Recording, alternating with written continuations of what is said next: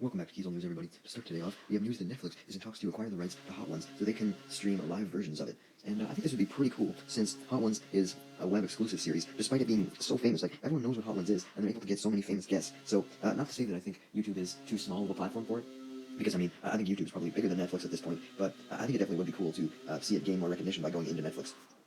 Next up, we have news that the Watch Dogs movie has wrapped filming, and that just makes me realize how close we actually are to the movie. Like, it seems like this movie's been in development for a long time, but really, with filming done, we probably only have a year to a year and a half left to wait, and I didn't know Tom Blythe was in it. I went from not hearing about this guy at all to he was in Hunger Games, Songbirds and Snakes, and now he's in this. I guess we'll see how the movie turns out.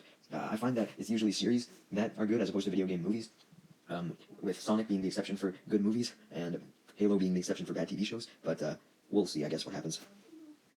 Huge W for Twitch here, being that waiting room streams will not be allowed. And waiting room streams are essentially streams where creators, quote-unquote, just play other people's content or their own content, and they just don't add any new value or anything interesting to the content. It's essentially just reaction YouTubers, but even worse, because they're not even sitting there going like, whoa, no way, that's so funny, dude, or whoa, did you see that blind person? Because, you know, that's what reaction videos are made for, but it's even worse because there's just nobody there. So it's awesome that these are going to be abolished. Good job, Twitch.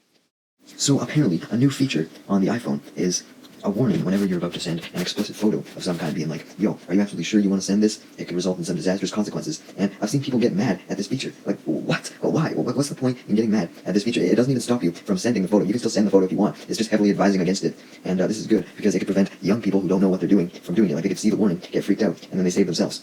Obviously, it's not going to prevent everyone from sending those photos, but, I mean, hopefully it stops a decent amount of people. And I just don't understand how anyone could view this as a bad feature. Tales from the Stinky Dragon, a Rooster Teeth show that was run by a lot of its most famous personalities, such as Barbara Dunkelman, Gus Sorolla, all of them. It is thankfully going to be saved by Critical Role, nonetheless. It's joining Critical Role's programming. I was never a fan of Stinky Dragon personally, as I'm not a huge Dungeons and Dragons guy, but I think Critical Role is the perfect home for a show like that, and I'm just happy to see another Rooster Teeth property survive, despite Rooster Teeth's closure. Congratulations, guys. Apparently, Jason Momoa has been mistreating several members of the Minecraft movie crew, according to Valkyrie anyways. Honestly, I wouldn't blame him, because he's in the Minecraft movie, and you clearly don't want to be in a movie that looks this shit. Okay, I'm joking. He obviously shouldn't be mistreating any members of the crew, but we barely have any real details on what this bad behavior was. All that Valkyrie said was that he was yelling at the camera crew for not doing something right and was just being really rude to them, and she goes on to state that she thinks that he could have potentially just been in character still, since they were just filming like an emotional scene or whatever. Don't get me wrong, I don't know if Jason Momoa really was this rude to the workers, but I don't think he would still be in character yelling to them. Like, that doesn't make any sense to me whatsoever. As for Valkyrie actually being on the set of the film, I question why she, of all people, has a cameo, and we haven't heard of any other influencers having cameos. I mean, it's not that she shouldn't, it's just, when you think of influencers having cameos in the Minecraft movie, who do you think of? Like, I think of the classic players like Dan TDM, even PewDiePie, or like Stampy Longhead, all of them. Like, I'm sure they will be in the Minecraft movie to some extent, especially Dan TDM, especially if Valkyrie's in there, but just imagine if they're not.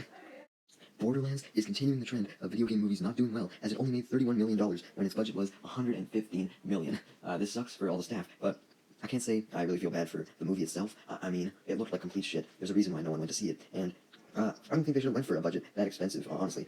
I mean, I guess nowadays. Oh my god, say what? Next up, I have a follow-up on the new Flappy Bird game that I talked about, and actually, it seems as though this Flappy Bird game is going to be a complete disaster, and barely even a goddamn Flappy Bird game to begin with, because, for one, even though the people that originally claim to have bought the rights to Flappy Bird or whatever, said that they had the support of the original creator. Well, the original creator is completely denouncing this game, having nothing to do with it, and also stated that he didn't give them the rights or anything, and this new company was able to acquire the rights just because of inactivity with the IP, I guess. That's at least what the original creator and several community members said.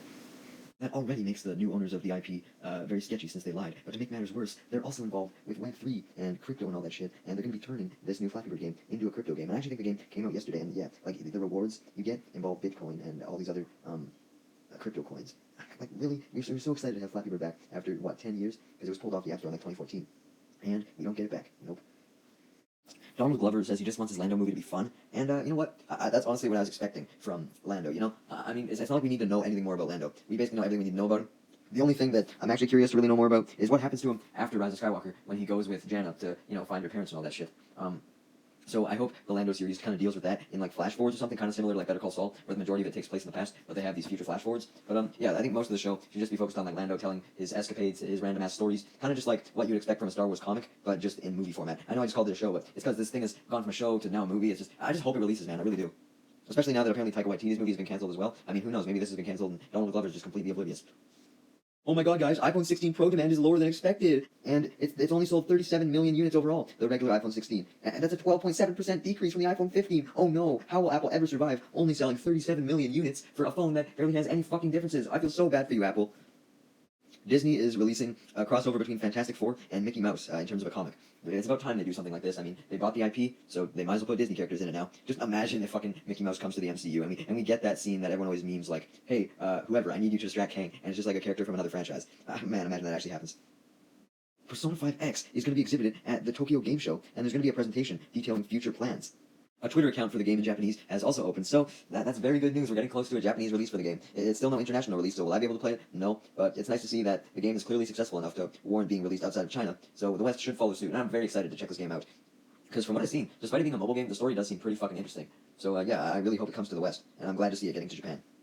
To end today off, how can I not talk about the absolutely insane story that happened yesterday where Trump was almost assassinated again by a guy known as Ryan Ruth, who had apparently appeared in a Gideon video before, and he had some, where he basically talked about his thoughts on Ukraine and all that, and it turns out that this guy actually appears to have been a Trump supporter and voted for him back in the 2016 election, although he claims that those views have changed now, but it does make me wonder if maybe this assassination was planned. Now, I don't think the first one was by any means, but I just find it weird that it could happen this many times, this close together. Like, obviously the Secret Service did a better job this time, as they were like instantly able to arrest the guy, whatever, but I don't know, I feel like the Secret Service could have like entirely prevented this from happening. Like, they would be extra on guard, right? So who knows, maybe this was an inside job.